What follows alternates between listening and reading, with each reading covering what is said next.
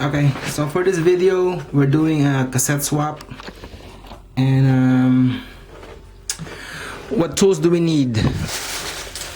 We need first of all, we need a new cassette, and we need a cassette removal tool.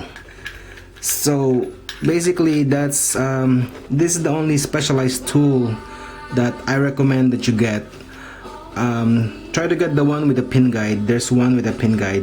This tool is less than $10. The one with the pin guide should be $10. Okay, so let's get started.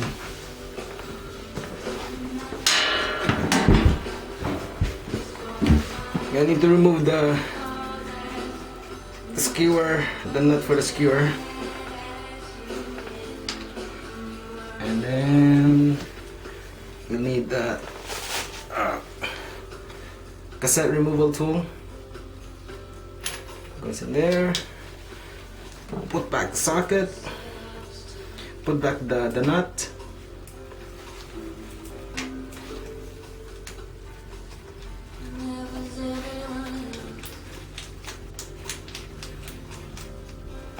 Okay. This is just so the socket doesn't flop around. If you got the one with the pin guide, this part wouldn't be necessary.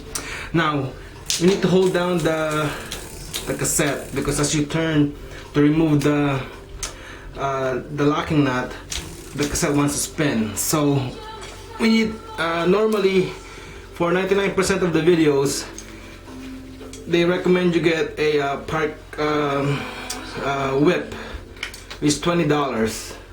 So you could get this, has a pedal wrench on one end, this particular model. So you could get this for $20, but another alternative would be a pipe wrench. So you could use a pipe wrench also to hold down the cassette from spinning. So for the home mechanic, I would recommend a pipe wrench because it'll have more uses.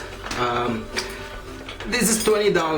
You can get a pipe wrench, a decent pipe wrench, for maybe $30. It's more expensive, but you'll have more uses. So I recommend the pipe wrench. So one last thing is, after you hold the cassette with a pipe wrench or with a whip tool, you have to turn the cassette. You have to turn the cassette removal tool. So for a Park sells a wrench that would lock, that would turn the cassette removal tool for $40. But I don't recommend that. For a shop environment, I would just recommend a maybe a socket and a ratchet. That's probably your best bet in a shop. For the home mechanic, maybe you can just use a adjustable wrench, which is a lot cheaper than the part tool, or a open end wrench, or a box end wrench. In my case, it's a combination wrench, box end, open end wrench. Or also you can get a breaker bar with the proper socket. So those are cheaper alternatives to the part tool wrench, which is like $40. So without further ado, let's get cracking.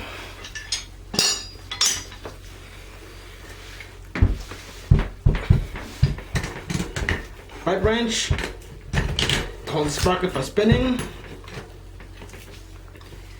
and box end wrench. That's it. This is already my second take, so it was already loose from the first take.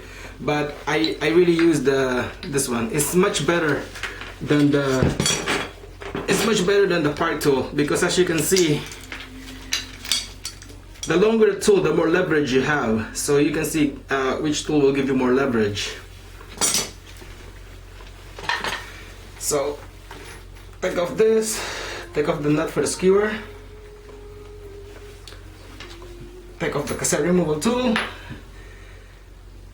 take off the spring for the skewer, remove the skewer. This is the lock nut that we had to use a tool from. Pull out your cassette. I like to clean it up a little bit before I put the new one.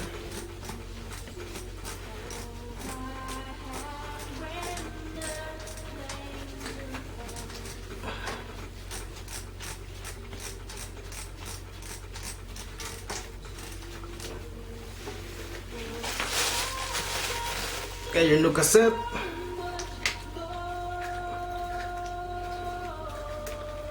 Pop out the carrier. There's the carrier for the sprockets.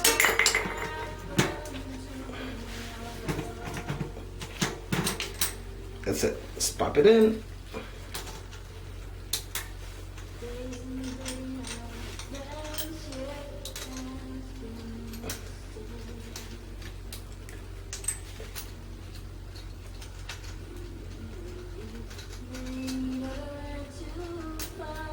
Your cassette has notches and grooves that have to match with each other. They'll only go in a particular way, so you have to match the grooves and the notches. Okay, so we got our cassette in.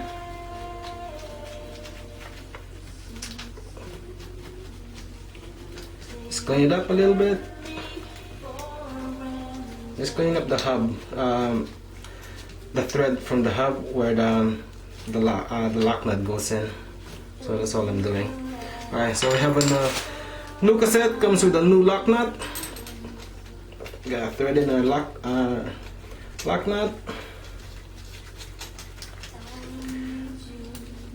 Make sure you don't cross thread it. Make sure it goes straight in flat.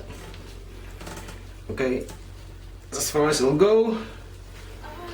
Threading it by hand. Last tool. Some home mechanics will skip this part. They'll just turn it with an adjustable wrench, right? The cassette removal tool. I like to use a torque wrench.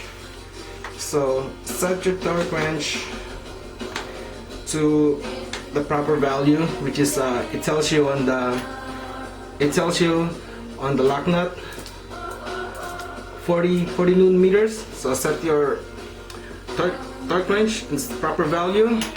Put your cassette removal tool back in, and then we'll need a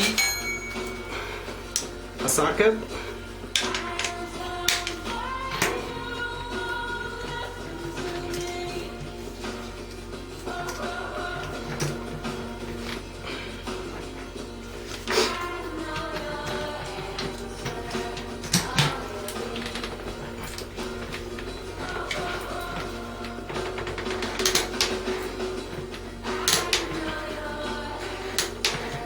So that's it, you're all set. So that's how you change a cassette with alternative tools. You don't have to buy specific tools other than the cassette removal tool. Okay kids, that's it. School is over. Let's go home.